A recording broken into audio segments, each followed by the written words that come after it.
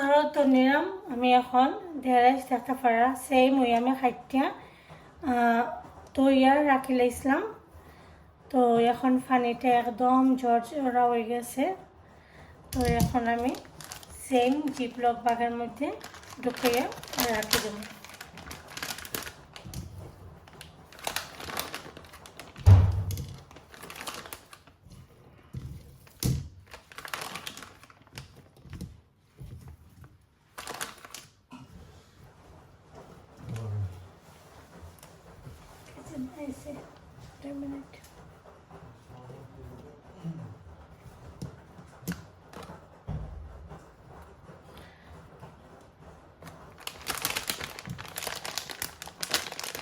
তো এখন আমি ফ্রিজে রাখি দেবো।